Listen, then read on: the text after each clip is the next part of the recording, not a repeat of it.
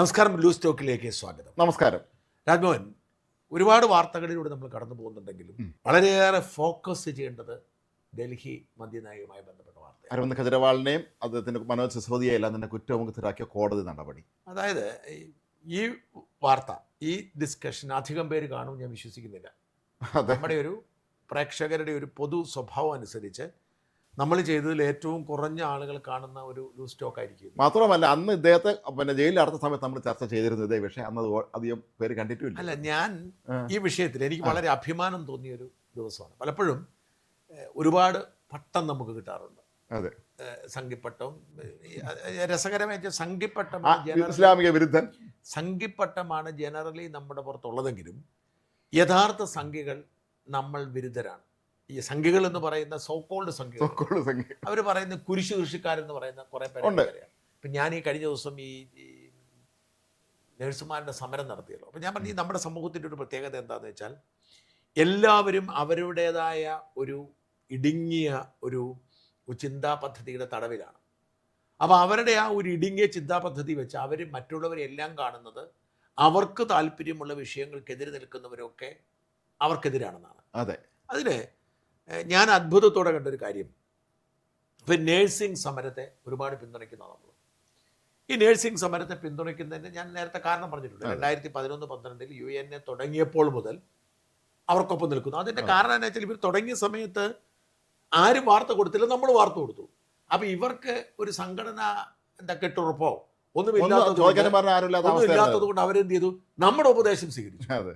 കാരണം എന്ന് വെച്ചാൽ അവരെ പിന്തുണയ്ക്കുന്ന ഏക മാധ്യമം എന്ന നിലയിൽ നമ്മുടെ ഉപദേശം വലിയ സമ്മേളനം നടത്തിയിട്ട് ഒരൊറ്റ മാധ്യമങ്ങൾ കൊടുത്തില്ല. അപ്പം അന്നു മുതൽ നമ്മളൊരു ബന്ധം സ്ഥാപിക്കുമ്പം ഏറ്റവും അധികം ഒരു ജനറലി കേട്ട ഒരു ആരോപണം, ഇത് ജാസ്മിൻ ഷാ എന്ന മുസ്ലിം സമുദായാംഗം ക്രൈസ്തവ മാനേജ്മെൻറ്റുകളെ തകർക്കുന്നതിന് വേണ്ടി മനഃപൂർവ്വം ഒരു ജിഹാദി അജണ്ടയുടെ ഭാഗമായി നടത്തുന്നത്. കാരണം കേരളത്തിലെ ഏറ്റവും കൂടുതൽ ആശുപത്രികൾ ക്രൈസ്തവ മാനേജ്മെൻറ്റുകൾ സഭയുടെ കീഴിലാണ്. ഇത് മാത്രമല്ല, ഈ മാനേജ്മെൻറ്റുകൾ വളരെ കുറച്ച് ശമ്പളം കൊടുക്കുകയുള്ളായിരുന്നു. 3000-4000 രൂപ കൊടുക്കും. ശമ്പളം പരിതാപകരമായിരുന്നു. നമ്മൾ ഞെട്ടിപ്പോയി ശമ്പളം കേട്ടിട്ട്. ആ ഏറ്റവും വലിയ ആരോപണം അതായത് ഒരുപാട് പേര്, ഇപ്പം ഞാൻ പറഞ്ഞത്, ഈ സഭയ്ക്ക് വേണ്ടി സോഷ്യൽ മീഡിയയിൽ എഴുതുന്ന പലരും നമുക്ക് വേണ്ടി വലിയ ആരോപണം നമുക്കെതിരെ ഉന്നയിക്കുമായിരുന്നു. പക്ഷെ അതെല്ലാം വ്യാജമാണ്. കാരണം ഈ ലേക്ക് ഷോർ പോലെ അല്ലെങ്കിൽ കിംസ് പോലെ എല്ലാ പ്രധാനപ്പെട്ട മുസ്ലിം മാനേജ്മെൻറ്റ് ആശുപത്രി ഇവർ സമരം നടത്തിയിട്ടുണ്ട്. എന്നാൽ ഈ കഴിഞ്ഞ ദിവസം ഞാൻ വളരെ വിചിത്രമായൊരു ഒരു ഒരു ആരോപണം കേട്ടു. നമ്മൾ ഈ തൃശ്ശൂരിലെ സമരം നടത്തിയപ്പം, ഇത് നിങ്ങൾ ക്രിസ്ത്യാനികളാണ് നേഴ്സുമാർ, ഈ നേഴ്സുമാരെ സംരക്ഷിക്കുന്നതും പുറകെ നടക്കുന്നതും ക്രിസ്ത്യാനിയ ഷാജനാണ്, നിങ്ങൾ സമരം ചെയ്യുന്നത് മുഴുവൻ ഹിന്ദു മാനേജ്മെൻറ്റുകൾക്കെതിരെയാണ്. യഥാർത്ഥത്തിൽ ഹിന്ദു മാനേജ്മെന്റ് വളരെ കുറച്ച് ആശുപത്രികളേ ഉള്ളൂ, വളരെ കുറച്ചേ ഉള്ളൂ. അതാണ് ഏറ്റവും രസകരമായ. ഇത്തരത്തിൽ മനുഷ്യർ കാണുന്നത് കൊണ്ട് തന്നെ നമുക്ക് സത്യം പറയാൻ വലിയ പ്രയാസം. കഴിഞ്ഞ ദിവസത്തിൽ വളരെ വിചിത്രമായ മറ്റൊരു ഫോൺ ഇവിടെ വന്നിരുന്നു. ഒരാൾ വിളിക്കാൻ, എറണാകുളത്ത് വിളിക്കാൻ, അയാൾ കോൺഗ്രസ് പ്രവർത്തകനാണെന്നാണ് പറഞ്ഞത്. അയാൾ പറയുന്നത് വൈപ്പിൻ മണ്ഡലത്തിൽ ലത്തീന് തന്നെ വരണം, നിങ്ങൾ എന്തുകൊണ്ടാണ് അതിനെ അനുകൂലിച്ചുകൊണ്ട് വാർത്ത കൊടുക്കാത്തത്? അപ്പോൾ ഞാൻ ചോദിച്ചു, ഞങ്ങളങ്ങനെ ജാതി മത അടിസ്ഥാനത്തിലല്ലോ വാർത്ത കൊടുക്കുന്നത്. അല്ലല്ല, നിങ്ങൾക്ക് എന്തോ ഒരു താല്പര്യം ഉണ്ട് അക്കാര്യത്തിൽ, ലത്തീൻ വരരുതെന്ന്. വരണം, ലത്തീൻ വരണം, നമുക്ക് താല്പര്യമുണ്ടെന്ന്. അല്ലല്ല, അതെ, നമുക്ക് വേറെ താല്പര്യമുണ്ടെന്ന് അയാൾ പറയുന്നത്. നമ്മൾ ലത്തീൻ നമുക്ക് അങ്ങനെയൊന്നുമില്ല, നിങ്ങൾ ഏതെങ്കിലും സ്ഥാനാർത്ഥിയെ നിർത്ത്. അപ്പം അല്ലല്ല, നിങ്ങൾക്ക് എന്തോ താല്പര്യം, എന്താ താല്പര്യം ഇതിനകത്ത് പറയാമെന്ന് വെച്ചു. ഒരു താല്പര്യം ഇല്ലെന്ന് പറഞ്ഞാൽ ആരെ സ്ഥാനാർത്ഥി ആയാലും നമ്മൾ വാർത്ത കൊടുക്കുമെന്ന് മാത്രമേ ഉള്ളൂ, നമുക്ക് ആരെയും കാര്യത്തിൽ ഒരു താല്പര്യമില്ല. അയാൾ വീണ്ടും അയാൾ ഇറിറ്റേറ്റ് ചെയ്യാണ് നമ്മളെ വിളിച്ചിട്ട്. ഇതെന്റെ പ്രോബ്ലം എന്ന് വെച്ചാൽ, ഇവരുടെയൊക്കെ ലക്ഷ്യം എന്താണെന്ന് വെച്ചാൽ നമ്മുടെ വായിൽ നിന്ന് എന്തെങ്കിലും കിട്ടിയാൽ റെക്കോർഡ് ചെയ്ത് വെക്കുക, സോഷ്യൽ മീഡിയയിൽ ഇടുക, അത്രേ ഉള്ളൂ. മഹാഭാഗ്യത്തിന് ഞാൻ ചെയ്തു വെച്ചിരിക്കുന്ന പണിയുണ്ട്, ഒരു പരിചയമില്ലാത്ത ഒരു നമ്പരും എൻ്റെ കിട്ടൂല. അത് ഞാൻ അങ്ങനെ സെറ്റ് ചെയ്ത് വെച്ചിരിക്കുക, ഓട്ടോമാറ്റിക്കലി എൻഗേജ്ഡ് ആയിട്ട് പോകും. അതുകൊണ്ട് എനിക്ക് ഇങ്ങനത്തെ ഈ ടെലിഫോൺ കെണിയിൽ വീഴേണ്ടി. ഇത് ഇവിടുത്തെ നമ്മുടെ ജനറൽ ഫോണിലേക്കാണ് ഈ വിളിക്കുന്നത് മുഴുവൻ വരുന്നത്. അപ്പോൾ അതുകൊണ്ടാണ് ഞാൻ പറഞ്ഞത്, ഈ വിഷയം ഉണ്ടായപ്പോൾ, അരവിന്ദ് കെജ്രിവാളിൻ്റെ വിഷയം ഉണ്ടായിക്കഴിഞ്ഞപ്പോൾ മറുനാടനെ ഫോളോ ചെയ്യുന്ന ആളുകൾ, അതായത് മറുനാടൻ എല്ലാ തരത്തിലുള്ള ആളുകളുണ്ട്, നിഷ്പക്ഷ സമൂഹമാണ് മറുനാടനെ ഏറ്റവും കൂടുതൽ ഫോളോ ചെയ്യുന്നത്. പക്ഷേ എങ്കിൽ പോലും നമ്മളെ ഫോളോ ചെയ്യുന്ന വലിയൊരു വിഭാഗമാണ് ഈ ഹിന്ദു അജണ്ടയുള്ളവർ. അതായത് സംഘികളെന്ന് വേണമെങ്കിൽ വിളിക്കാം, പക്ഷെ അവരെല്ലാം പൂർണ്ണമായും സംഘികളല്ല. ആ ഒരു പാതയിൽ പോകുന്ന ആ ഒരു സഹയാത്രികർ, അവരാണ് മെജോറിറ്റി. എല്ലാ മേഖലയിലുള്ള നമ്മുടെ വിശ്വാസ ആളുകളുണ്ട്, ഈവൻ CPM-കാർ പോലും ഉണ്ട്. അപ്പം ഇവരുടെയൊക്കെ ഒരു പൊതു ശത്രുവായി മാറി ഈ അരവിന്ദ് കെജ്രിവാൾ, ആം ആദ്മി പാർട്ടി.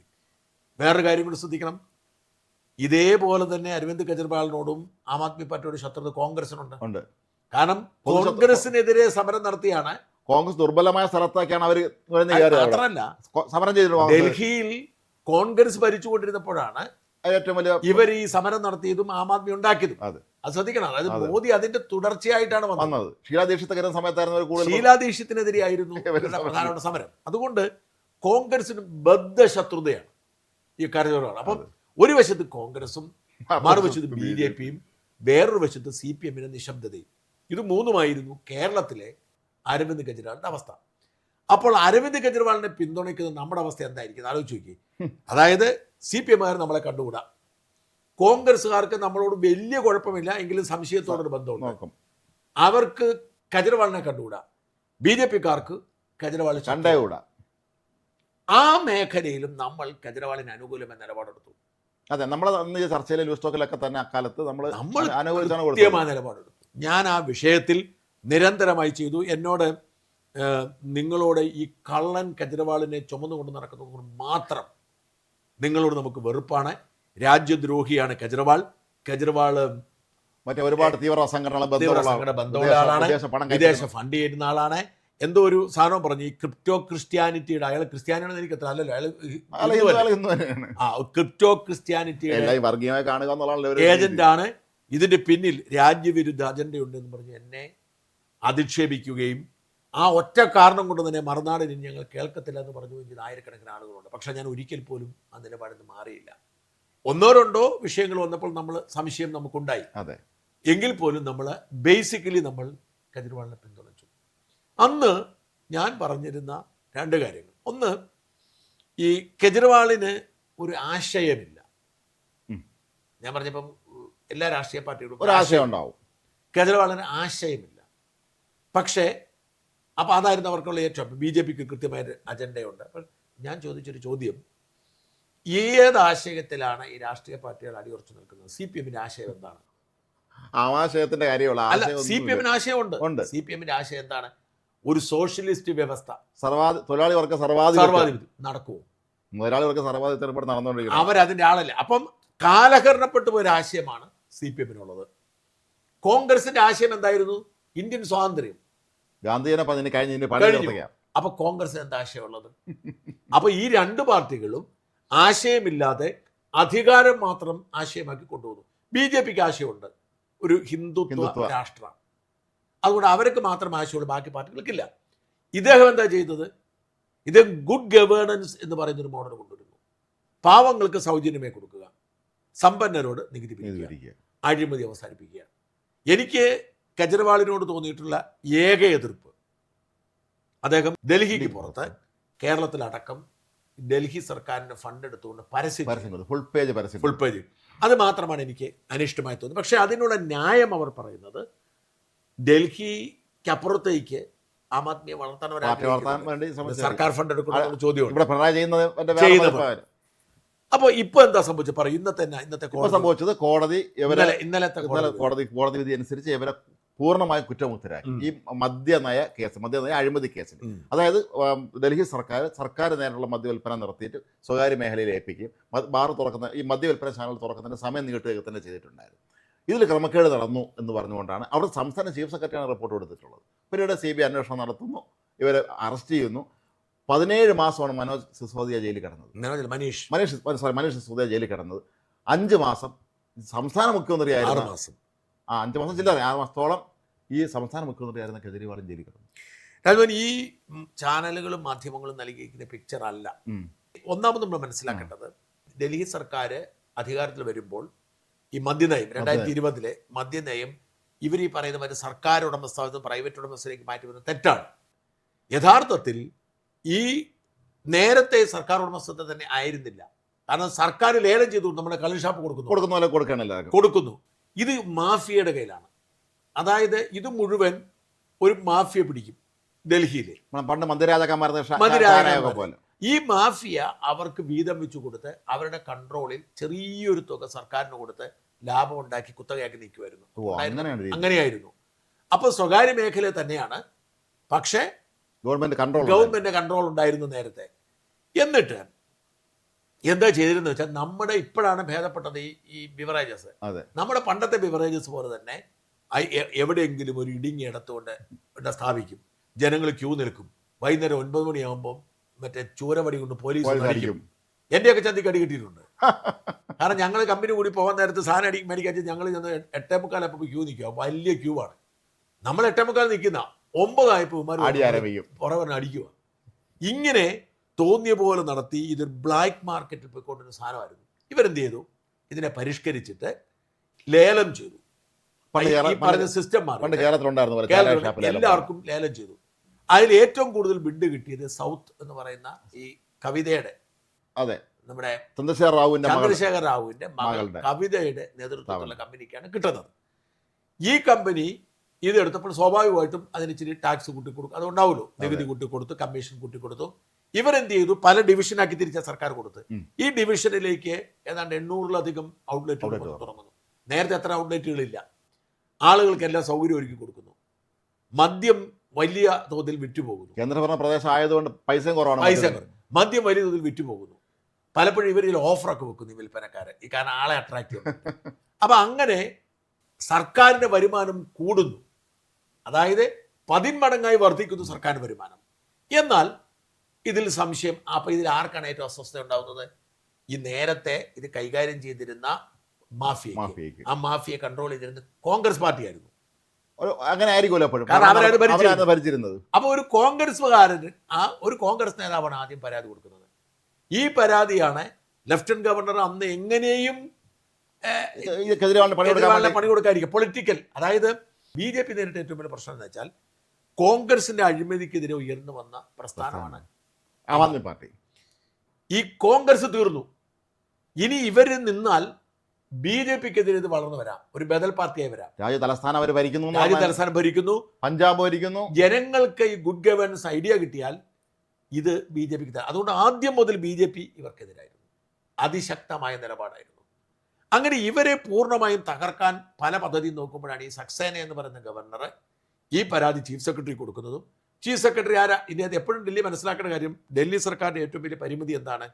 ഒന്ന്, അവർക്ക് പോലീസ് ഇല്ല, അത് കേന്ദ്രത്തിന്റെ വകയാണ്, കേന്ദ്രഭരണ പ്രദേശം ആയതുകൊണ്ട്. 2, ചീഫ് സെക്രട്ടറി ഇത് സക്സേനയുടെ കീഴിലാണ്, കേന്ദ്രഭരണ പ്രദേശം ആയതുകൊണ്ട്. അപ്പൊ എന്തുകൊണ്ട് സംഭവിച്ചു? ഈ പശ്ചാത്തലത്തിൽ ഈ സക്സേന ഈ വലിയ അഴിമതി നടന്നു റിപ്പോർട്ട് കൊടുക്കുന്നു. ഈ റിപ്പോർട്ട് CBIക്ക് കൈമാറുന്നു. CBI 103 കോടി രൂപ അഴിമതി നടത്തിയതെന്ന് കേസെടുക്കുന്നു. ഈ കേസ് എടുത്തു കഴിഞ്ഞപ്പോൾ സംഭവിച്ചത് ED പിന്നാലെ വരുന്നു.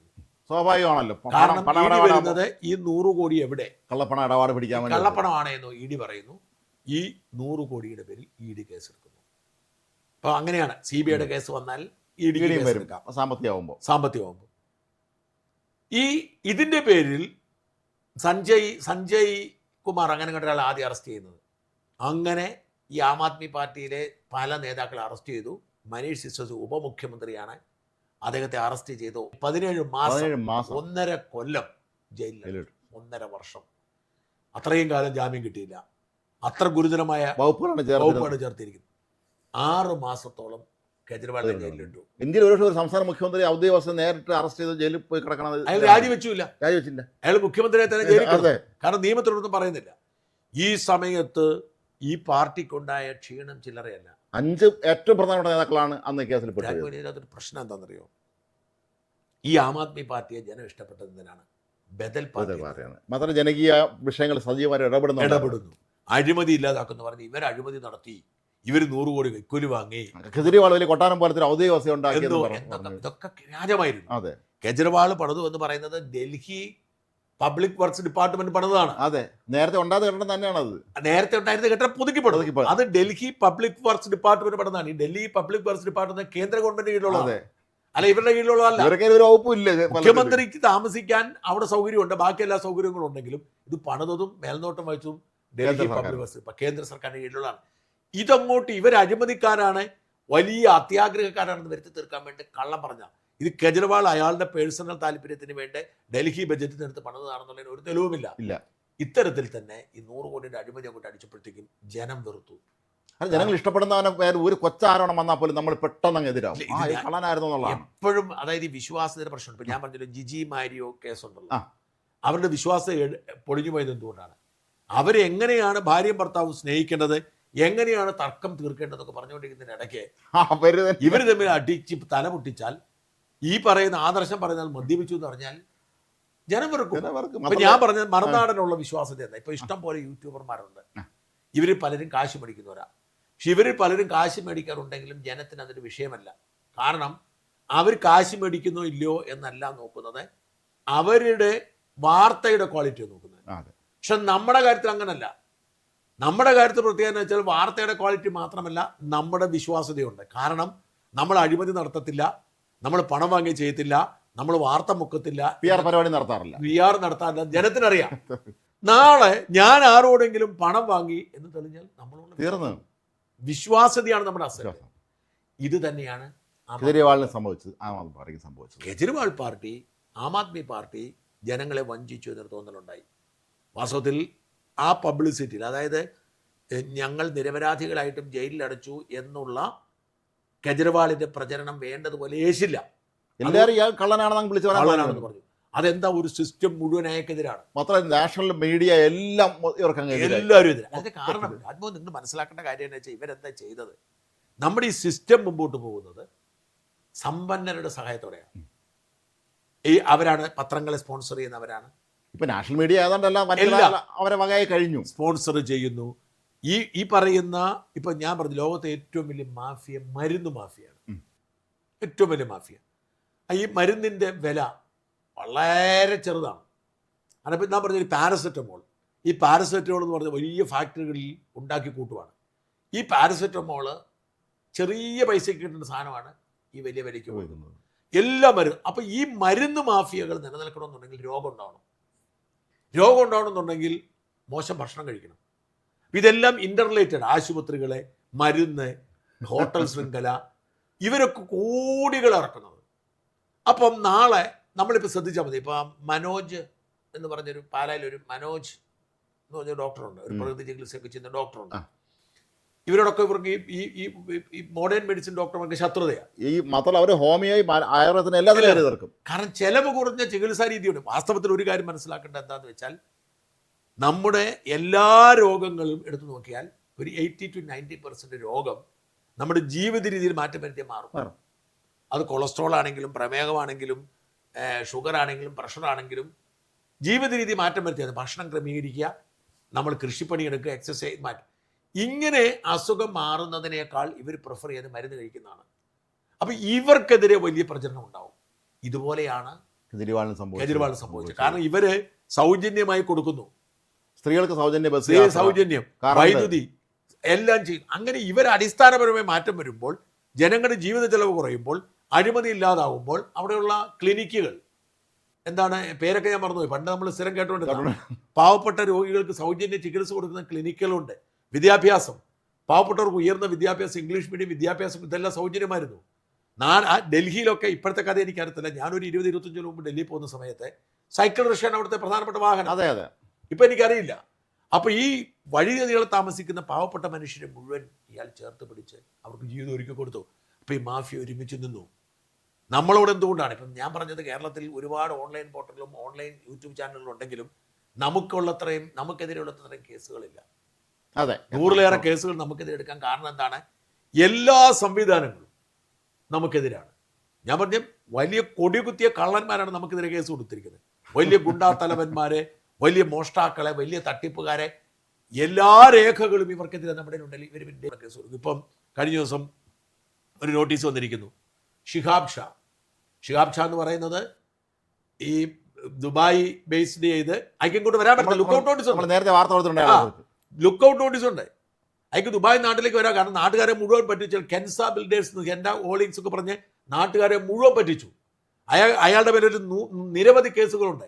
അവിടെ അയാൾ ജയിലിൽ കിടന്നു, അവിടെ തട്ടിപ്പ് നടത്തിയിട്ട്. ഇവിടെ അയാൾ ലുക്കൗട്ട് നോട്ടീസ് ഉണ്ട്. ഈ എല്ലാ കേസും അയക്കത്തില്ല. അയാൾ ഡൽഹിയിൽ നമുക്ക് നോട്ടീസ് അയച്ചിരിക്കുകയാണ്. അതായത് ഈ സംഘടിതമായ തട്ടിപ്പുകാർക്കെതിരെ നിലപാടെടുക്കുന്നവരെ ഇവർ ഒരുമിച്ച് നിന്ന് ശ്വാസം മുട്ടും. അതങ്ങനെയാണ്, ഇവരെല്ലാവരും ഒരുമിച്ച് English stick by each the villains എന്ന്. ഇവരെല്ലാവരും ഒരുമിച്ച് നിന്നു. അങ്ങനെ ഇവരെന്ത് ചെയ്തു? ഈ കേജ്രിവാളിനെതിരെ യുദ്ധം നടത്തി. കേജ്രിവാൾ ആ യുദ്ധത്തിൽ പരാജയപ്പെട്ടു പോയി. അങ്ങനെയാണ് ഡൽഹി തെരഞ്ഞെടുപ്പിൽ ഒരുപക്ഷെ അതിന് രാഷ്ട്രീയപരമായ നേരത്തെ ഒരു ബാക്ക്ഗ്രൗണ്ട് ഉണ്ടായിരുന്നു, ഒരുപക്ഷെ അന്ന് കുറച്ചുകൂടെ പിടിച്ചിരിക്കാൻ കഴിയുമായിരുന്നു തോന്നുന്നില്ല. അതേ ഒരു ഉദ്യോഗസ്ഥനായിരുന്നോ, കുറച്ചുകൂടെ ഒരു ഇടത്തരം രീതിയിൽ അല്ല, അതൊക്കെ അദ്ദേഹത്തിന് എടുക്കാനാണ്. പക്ഷെ ഞാൻ പറഞ്ഞത് ഇയാളുടെ പാർട്ടി ഇയാളിൽ ഫോക്കസ്ഡ് ആയിരുന്നു. ഒറ്റ ഇയാളുടെ ഏറ്റവും മിടുക്കനായ മനീഷ് സിസോദിയെ പിടിച്ച് ജയിലിലിട്ടു, അതെ, അനങ്ങാൻ വയ്യാതെ. അപ്പോൾ എന്താ ചെയ്യുന്നത്? അപ്പോഴത്തേക്കും പാർട്ടിക്കകത്ത് ഏത് അധികാര കേന്ദ്രത്തിലാണ് ഭിന്നത ഉണ്ടാവും. പാർട്ടിക്കകത്ത് അങ്ങോട്ടും ഇങ്ങോട്ടും ഉടക്കുണ്ടായി. മുഖ്യമന്ത്രിയായി കഴിഞ്ഞാൽ പിന്നെ അദ്ദേഹം ജയിലിൽ കിടന്നപ്പോഴും പിന്നെ മുഖ്യമന്ത്രിയെ മാറ്റണമെന്നുള്ള ആവശ്യമുണ്ടായി. ഇത്തരത്തിലുള്ള പ്രശ്നങ്ങളൊക്കെ പിന്നെ വാർത്തകൾ വെറുതെ ഉണ്ടാക്കില്ല. എന്നാൽ കേജ്രിവാൾ ഭാര്യയും മുഖ്യമന്ത്രിയാക്കാൻ പോകുന്ന ഒരുപാട് മാധ്യമങ്ങൾ അങ്ങനത്തെ വാർത്ത തന്നെയായിരുന്നു. മാധ്യമങ്ങൾ സൃഷ്ടിക്കും. ഇത്തരത്തിൽ ഇവർ വലിയ ബഹളം വെച്ചു. ഈ തെരഞ്ഞെടുപ്പ് യുദ്ധത്തിൽ ഇയാൾ പരാജയപ്പെട്ടു. അതൊരു വലിയ തിരിച്ചടിയായിപ്പോയി. ആ തിരിച്ചടി കഴിഞ്ഞു. പക്ഷേ പിടിച്ചു നിന്നതോടെ ഡൽഹിയിൽ ഭരണം കിട്ടി. അപ്പം ഈ ഡൽഹിയിലെ ഭരണം ഇപ്പം തീരുന്നു. പക്ഷേ തദ്ദേശ സ്വയംഭരണ തെരഞ്ഞെടുപ്പിൽ ഡൽഹിയിലെ വീണ്ടും 3-2 ഭൂരിപക്ഷം കിട്ടി. മാത്രമല്ല ഇദ്ദേഹം മുഖ്യമന്ത്രി സ്ഥാനത്ത് മാറിയപ്പോൾ ഡൽഹിയിലെ ചുമതല മുഴുവൻ അവിടെ ഒരു പുതിയ പ്രസിഡന്റിനെ ഏൽപ്പിച്ചിട്ട് ഇദ്ദേഹം മറ്റ് സംസ്ഥാനങ്ങളിലേക്ക് പഞ്ചാബിൽ ഭരണം ഉണ്ടല്ലോ. പഞ്ചാബ് ഭരണമുണ്ട്. ഗുജറാത്തിൽ കോൺഗ്രസിനേക്കാൾ കൂടുതൽ MLA-മാരുള്ളത് ആം ആദ്മി പാർട്ടിയാണ്. ഗോവയിൽ അവിടെ സ്വാധീനമുണ്ടാക്കി. അങ്ങനെ ഈ ആം ആദ്മിയുടെ സ്വാധീനം ഇയാൾ ഈ ഗോവയിൽ ഈ അഴിമതി പണം ഉപയോഗിച്ചു എന്നാണ് ഇവരെന്ന് ആരോണം ഉന്നയിച്ചത്. അവിടെയാണ് പ്രശ്നം. അതായത് ഇവരുടെ പ്രോബ്ലം എന്താ വെച്ചാൽ, ഞാൻ പറയട്ടെ, ഈ എങ്ങനെയാണ് BJP അധികാരം പിടിച്ചു നിർത്തുന്നത്? BJP എന്ന് പറഞ്ഞാൽ മറ്റുള്ളവർ ദുർബലരാക്കും. ഇപ്പം കർണാടക തെരഞ്ഞെടുപ്പിന് മുമ്പാണ് ശിവകുമാറിനെ ഡൽഹിയിൽ പിടിച്ചിട്ടുണ്ട്. എന്റെ പ്രോബ്ലം എന്ന് വെച്ചാൽ എല്ലാം യഥാർത്ഥത്തിൽ കള്ളപ്പണ ഇടപാടുകളുണ്ട്. രാഷ്ട്രീയ പാർട്ടികൾക്ക് കള്ളപ്പണം എല്ലാം നടത്താൻ പറ്റത്തില്ല. അല്ലെങ്കിൽ CPM-നെ പോലെ ബാർ മുതലാളിമാരും പാറ മുതലാളിമാരും ഒക്കെ അവരുടെ പോക്കറ്റിൽ കാണണം. അപ്പം എന്ത് ചെയ്തതെന്ന് വെച്ചാൽ ഇങ്ങനെ ഈ ഫൈനാൻഷ്യൽ സോഴ്സ് ഇവർ ദുർബലമാക്കും. BJP ചെയ്യുന്ന പരിപാടിയാണ്. അപ്പോൾ ഇതേ തരത്തിൽ ഇവർക്ക് മനസ്സിലാകാത്ത ഇവരുടെ എല്ലാ സോഴ്സുകളും അടയ്ക്കാൻ ശ്രമിച്ചു. പക്ഷെ എന്നിട്ടും ഈ ഗോവയിൽ ഇവർ നന്നായി പെർഫോം ചെയ്തു. ഈ ഗോവയിൽ നന്നായി പെർഫോം ചെയ്തപ്പോൾ കള്ളപ്പണം ആയിരിക്കും എന്ന് സ്വാഭാവികം ചിന്തിച്ചു. പക്ഷേ അന്നും ഇന്നും പറഞ്ഞൊരു കാര്യം, ആക്ച്വൽ അഴിമതി നടന്നിരുന്നില്ല. ഇതൊരു നയത്തിന്റെ പേരിലാണ് കേസ്, അഴിമതിയുടെ പേരില്ല. ഞാൻ പറഞ്ഞത് അഴിമതി എന്താണ് രാജ്മോഹൻ? ഇന്ന് ഒരു കാര്യത്തിന് നമ്മൾ കൈക്കൂലി വാങ്ങുന്നതാണ് അഴിമതി. കൈക്കൂലി വാങ്ങുക എന്ന ലക്ഷ്യത്തോടു കൂടി ഒരു നയമുണ്ടാക്കി എന്നാണ് കേസ്. കൈക്കൂലി വാങ്ങുന്നല്ല. അത് വളരെ വിചിത്രമായ ഒരു കേസാണ്. ആലോചിച്ച് നോക്കിയേ, മദ്യനയ കേസാണ്. അതെ, മദ്യനയം ഉണ്ടാക്കിയത് കൈക്കൂലി വാങ്ങാനാണ്. പിന്നെ അനദർ അസംഷൻ, ഇതിന്റെ പേരിൽ 103 കോടി രൂപ ഡൽഹി ഗോവയിൽ കൊണ്ടുപോയി തെരഞ്ഞെടുപ്പിന് ഉപയോഗിച്ചു. കോടതി ഈ 2 വർഷം കേസ് നടത്തിയിട്ട് ചോദിച്ചു. 3 വർഷമായി, 4 വർഷമായി, 2020 കേസാണ്. കോടതി ചോദിച്ചു, എവിടെയാണ് അഴിമതി നടന്ന് കാണിക്കൂ, എവിടെയാണ് 100 കോടി കാണിക്കൂ. നിങ്ങളിത് മിസ്യൂസ് ചെയ്തെന്നാണ് കോടതി പറഞ്ഞത്. 100 കോടി എവിടെ? കോടതി ചോദിച്ചുകൊണ്ടിരിക്കുന്നത് ഈ 100 കോടി രൂപ കൈക്കൂലി വാങ്ങിയെങ്കിൽ ഈ 100 കോടി കൈക്കൂലി ആരെങ്കിലും വാങ്ങിയത് കാണിക്കൂ. വിജയ് നായർ എന്ന് പറഞ്ഞ മലയാളിയിൽ നിന്നാണ്. ഈ വിജയ് നായർ ഇവർക്ക് കാശ് കൊടുത്തിട്ടുണ്ടോ? ഇവരുമായി ബന്ധമുള്ള ആർക്കെങ്കിലും കാശ് കൊടുത്തിട്ടുണ്ടോ? എവിടെയാണ് എവിഡൻസ്? അപ്പൊ വിജയ് നായരും കേജ്രിവാളും ഒരുമിച്ച് നിൽക്കുന്ന ഫോട്ടോ, അതാണ് ദിലീപ് കേസിൽ ഏതോ ഒരിടത്ത് അവർ തമ്മിൽ ഒരുമിച്ച് നിൽക്കുന്നു പറഞ്ഞു പൾസർ സുനിയൻ. വിജയ് നായരെ അറിയപ്പെടുന്ന ബിസിനസ്സുകാരനാണ്, കേജ്രിവാളുമായിട്ട് പണ്ടേ പരിചയമുണ്ട്. അവർ തമ്മിൽ ഒരു ഫോട്ടോ എങ്ങനെ തെളിവായി വരുന്നത്? ഇതുകൊണ്ട് കാണിച്ചിട്ട് ഇത്രയും കാലമായിട്ട് ഈ കേസിൽ ഒരു എവിഡൻസും കൊണ്ടുവരാൻ കഴിഞ്ഞില്ല. കുറ്റപത്രത്തിൽ 1000-ലധികം പേജാണ് ഉണ്ടായിരുന്നത്. 1000 പേജിൽ ഒരു തെളിവില്ല. ആലോചിച്ച് നോക്കിയേ, ഇന്ത്യയിൽ ഏറ്റവും വലിയ അന്വേഷണ ഏജൻസി നടത്തിയ ഒരു അന്വേഷണത്തിൽ തെളിവില്ലാതെ പറയുന്നത് ഒരു തെളിവുമില്ല. അതായത് ഞാൻ പറഞ്ഞത് അഴിമതി നടന്നു എന്ന് പറയുന്നെങ്കിൽ അഴിമതി നടന്നതിന് തെളിവ്. ഇപ്പൊ 100 കോടിയാണ് അഴിമതി എന്ന് പറഞ്ഞാൽ ഈ 100 കോടിയുടെ എവിഡൻസ് വേണം. ഇതില്ല. ഒരു വിചിത്രമായ ഒരു കേസാണ്. ഇന്ത്യയിൽ ഇങ്ങനെ ഒരു കേസ് നടന്നിട്ടില്ലെന്നാണ് അഴിമതി നടന്ന ഒരു എവിഡൻസും ഇല്ല. അഴിമതി നടത്താൻ വേണ്ടി പോളിസി ഉണ്ടാക്കിയതിന്റെ പേരിൽ അഴിമതി കേസ് എടുക്കുന്നു. ED ഇവിടെ 2 കാര്യങ്ങൾ മനസ്സിലാക്കണം. പലരും മനസ്സിലാക്കാത്തൊരു കാര്യമുണ്ട്. 2 കേസാണ് പ്രധാനമായിട്ടുള്ളത്. ഒന്ന്, അഴിമതി നടത്തി എന്ന് പറഞ്ഞ് CBI എടുത്തിരിക്കുന്ന കേസ്.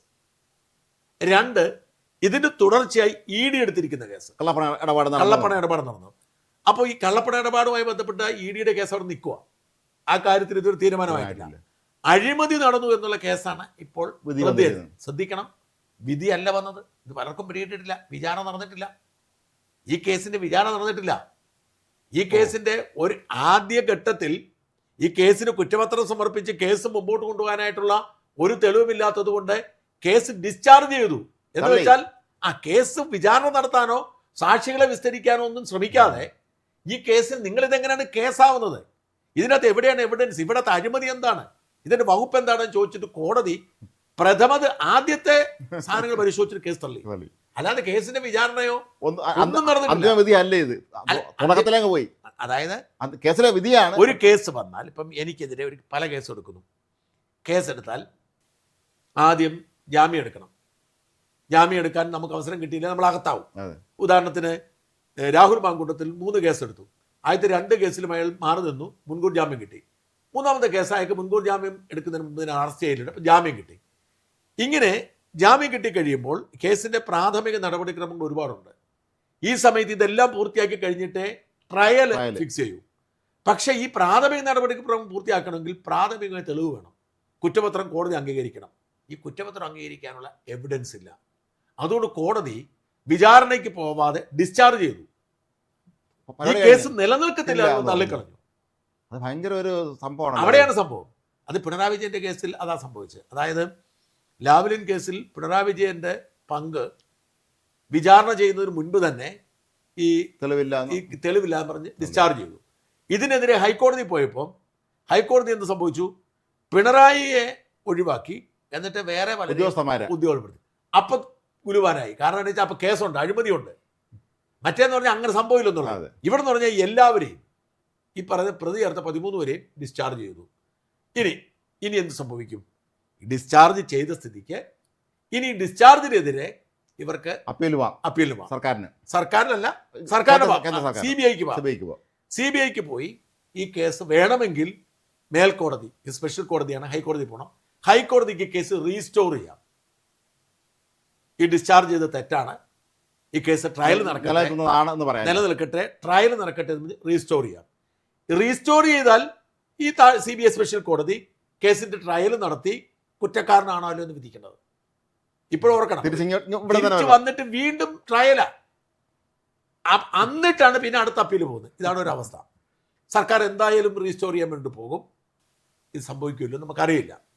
പക്ഷെ ഒരു കാര്യം കൃത്യമാണ്, ഇനിയിപ്പോൾ റീസ്റ്റോർ ചെയ്ത് കിട്ടിയെന്ന് വെച്ചോളൂ. ഹൈക്കോടതി കേസ് ഈ വിധി റദ്ദ് ചെയ്തിട്ട് റീസ്റ്റോർ ചെയ്ത് കേസ് വീണ്ടും ട്രയൽ ചെയ്യാൻ പറഞ്ഞാലും ഈ കേസിൽ ഇവർ ശിക്ഷിക്കപ്പെടത്തില്ല. കാരണം എവിഡൻസ് ഇല്ല എന്ന് കൃത്യമായി. 1000-ലധികം പേജുള്ള കുറ്റപത്രത്തിൽ എവിഡൻസിനെ പരാമർശമില്ലെന്ന് പറയുമ്പോൾ ഇനി അടുത്തത്, ഈ കേസില്ലെങ്കിൽ ED കേസില്ല. അതെ, EDക്ക് ഇൻഡിപെൻഡന്റ് ആയിട്ട് ആരുടെ പേര് കേസെടുക്കാൻ പറ്റത്തില്ല. ഇതിന്റെ അടിസ്ഥാനത്തിലാണ് കേസെടുത്തിരിക്കുന്നത്. അതായത് EDയുടെ ഒരു പ്രത്യേകത, EDയുടെ ജൂറിസ്ഡിക്ഷൻ എന്ന് പറയുന്നത് ആർക്കെതിരെയെങ്കിലും ഒരു കേസ് ഏതെങ്കിലും ഒരു ഏജൻസി രജിസ്റ്റർ ചെയ്തിട്ടുണ്ട്, ആ ഏജൻസി രജിസ്റ്റർ ചെയ്ത കേസിനോടനുബന്ധിച്ച് കള്ളപ്പണ ഇടപാട് സസ്പെക്ട് ചെയ്താൽ EDക്ക് കേസ്. ശബരിമലയിൽ സംഭവിച്ചതാണ്. അപ്പം എന്ത് ചെയ്യാൻ പറ്റും? അവർക്ക് അന്വേഷിക്കാം. കള്ളപ്പണ ഇടപാട് സസ്പെക്ട് ചെയ്താൽ ഇവർക്ക് കേസ് രജിസ്റ്റർ ചെയ്യാം. എന്നിട്ട് ഈ ആദ്യത്തെ അന്വേഷണ ഏജൻസി ഇതിൽ നടന്നിരിക്കുന്ന കള്ളപ്പണ ഇടപാടാണ് എന്ന് പറഞ്ഞാൽ ആ എവിഡൻസ് എടുത്തുകൊണ്ട് ഈ കള്ളപ്പണം എങ്ങനെ പോയി എന്ന് ചോദിച്ച് ഇവർക്ക് കേസെടുക്കാം.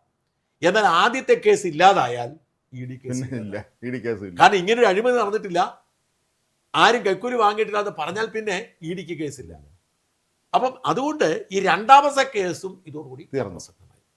പക്ഷേ ആദ്യത്തെ കേസിന് മേൽ ഇനി അപ്പീൽ ഉണ്ടാവാം, അപ്പീലിന് മേൽ റീസ്റ്റോർ ചെയ്യപ്പെടാം. എന്നാൽ പോലും ഈ കേസ് അടുത്ത ട്രയൽ കോടതി തന്നെ ഇവർക്ക് തെളിവ് ഹാജരാക്കാൻ കഴിഞ്ഞില്ല. പിന്നെ എന്ത് പ്രസക്തിയാണ് ഇതിനുള്ള? ഒരു പ്രസക്തി. അതുകൊണ്ട് ഇത് വലിയൊരു ഇതാണ് ഞാൻ മനസ്സിലാക്കേണ്ടത്. കോൺഗ്രസ് പാർട്ടിക്ക് ഇനി തിരിച്ചു വരാനുള്ള സാധ്യതയില്ല. കോൺഗ്രസ് പാർട്ടി പഴയ പാർട്ടി ആയതുകൊണ്ട് അവിടെ ഇവിടെ ഉയർന്നു വരുന്നതല്ലാതെ ഈ പാർട്ടിക്ക് അതിനൊരു സ്കോപ്പില്ല.